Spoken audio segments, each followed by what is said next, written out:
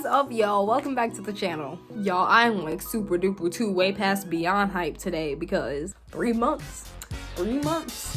Your girl made 3 months. Ooh, ooh. I would just like to thank my family.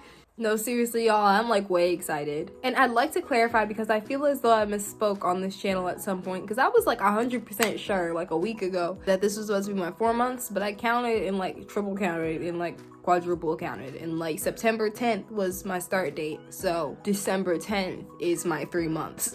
I forgot how to count at some point. Nobody judge me, it's fine. But yeah, if you thought that I was further in my journey than I am, that's because I probably misled you to believe that. I'm only 3 months, but I'm really excited. I've got like a whole list of things that I want to cover every time that I do like a couple months check-in. I think the next check-in that I'll do will be 6 months. I don't have my list with me, so I'm just gonna try to remember off the top of my head everything that I wanted to cover. I know for a fact I wanted to talk about what's been like an obstacle so far. I can say when I very first started, I was like way tempted, like to the point where like I cried like my first week. And like I've said before on this channel, I didn't like gradually go into it. Like I was never gonna cut out like dairy or anything like that till I saw the documentary that like wrecked my life. But because I didn't even have any prep time or anything for like the dairy and eggs and everything, that was unbelievably difficult for me. Like I had a whole bunch of food in my house that I still wanted to eat, like a whole bunch of chicken nuggets, ice cream, just stuff that I was not done with.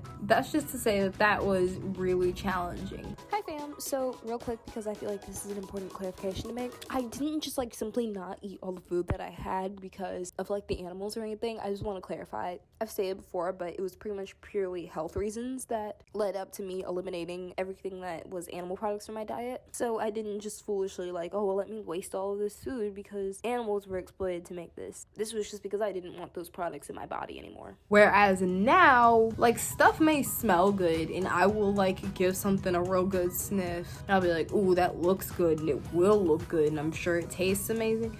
I don't want it anymore like I like did. I can admire that, wow, that looks and smells incredible, but it's not like I'm like pushing the fork away from myself. It's not that kind of deal anymore. Lucky for me, I spent a lot of time in the beginning taking whatever like was dinner or whatever like Devin or like somebody was eating and then like eating like the vegan version of that and loving the vegan version of that. So now fortunately, whenever I'm in situations like that where I'm like, ooh, that just looks so good, my brain instantly jumps to, I bet I can make a vegan version of that rather than like, ooh, I wish I could just have one bite. So like temptations, like the desire to cheat, not really an issue.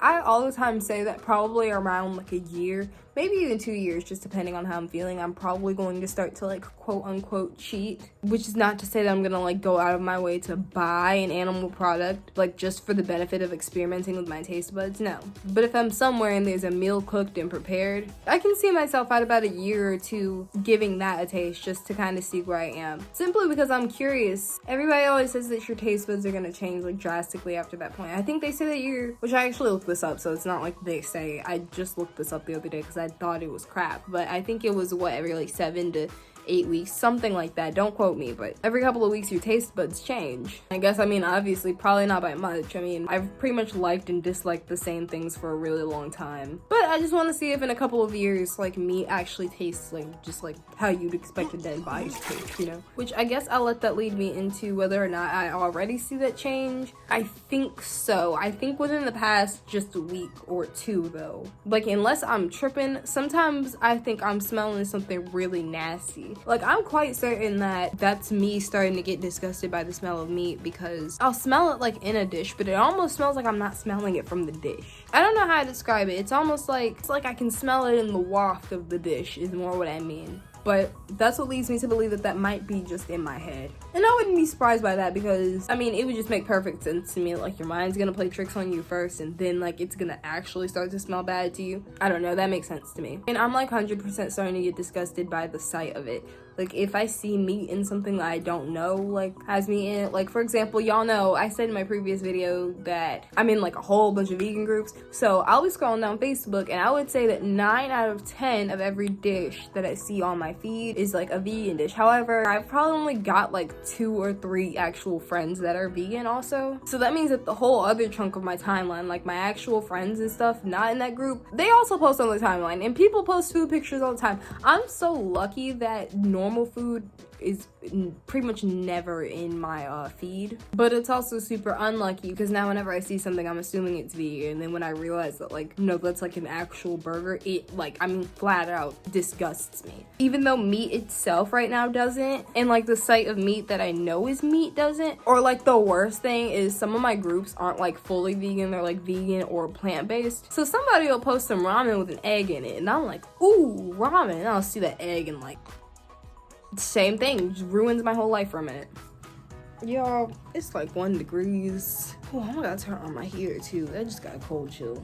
But yeah, that's the only time that meat or like animal products completely repulse my whole entire existence. It is like if it's in something that I don't think is an animal product. Let me think. My biggest temptation for a long time, it was bacon. Bacon was making me like, okay, well, what if I just this once? But now bacon's like probably the last thing I would try if I tried something. I don't know, as wild as that sounds coming out of my mouth, I'm just not interested in it anymore.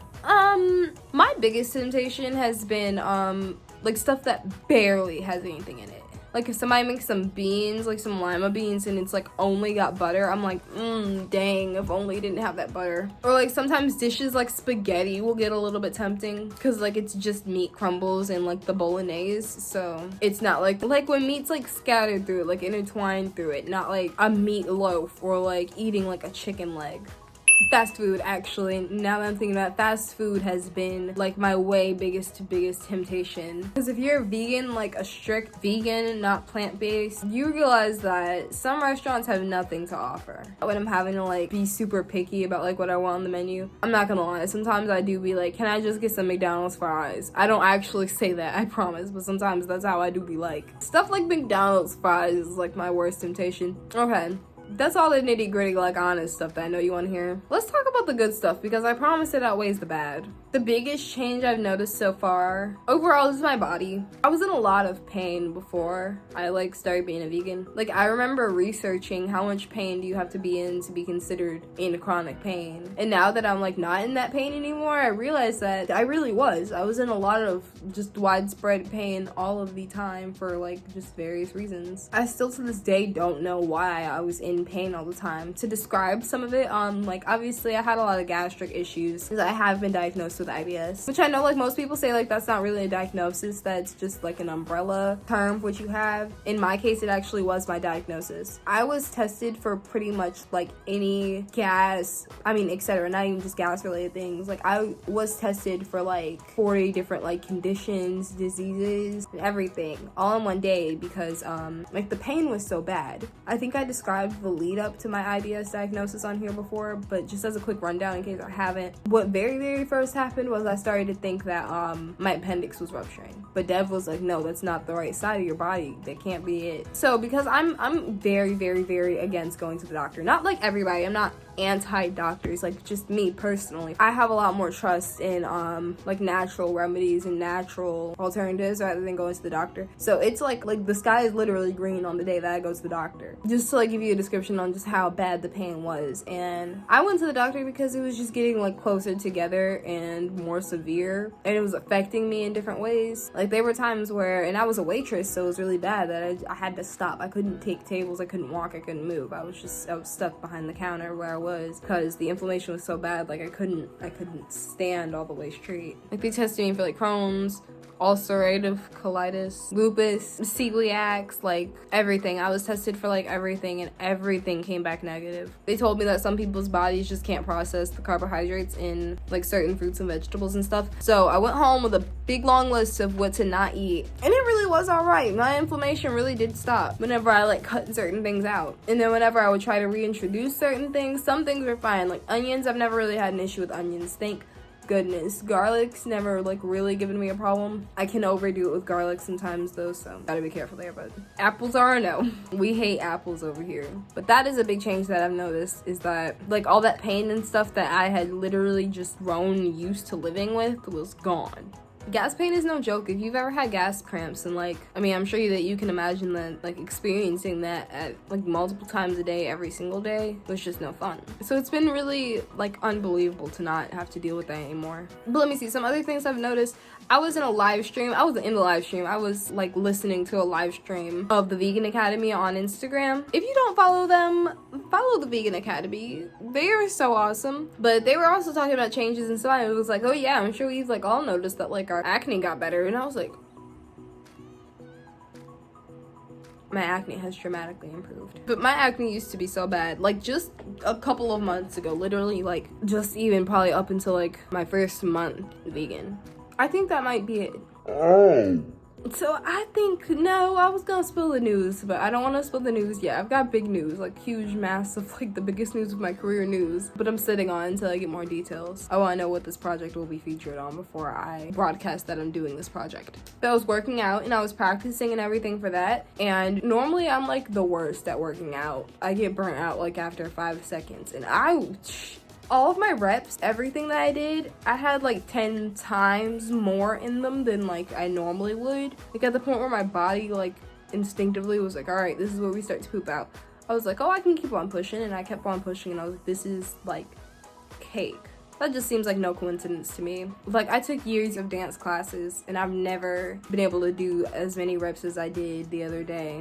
And I have not worked out like at all since this quarantine started. I think that's pretty much it overall as far as the updates. Not like a whole lot going on. I'm still going strong, you know, like I said, still not, I'm not struggling at this point. There's like no turning me backsies, you know what I mean? Well, that's it, y'all. I'm gonna go ahead and hop off of here. Thank you so much for joining me on my 3-month milestone. I'm really excited that I made it this far. I couldn't have made it this far without all of like the support that I've gotten from everybody, and that's like friends, strangers, afar, every single one of y'all. Because we may still be small right now, but this is a mighty little group, and I love my little Puffhead community. Make sure you follow my main channel and my Instagram. Check out tomorrow on my main channel when I will be announcing the big news. I don't care if like I got all the final details or anything, because this project is beginning on Monday, and I'll be vlogging myself working on this project. So Friday I'd like to announce what it is. So stay tuned for that on my main tomorrow. Comment your favorite vegan meal prep ideas. If you have like a vegan meal prep, comment that down below. I'd love to hear it. And I will catch y'all back on here next week with another video.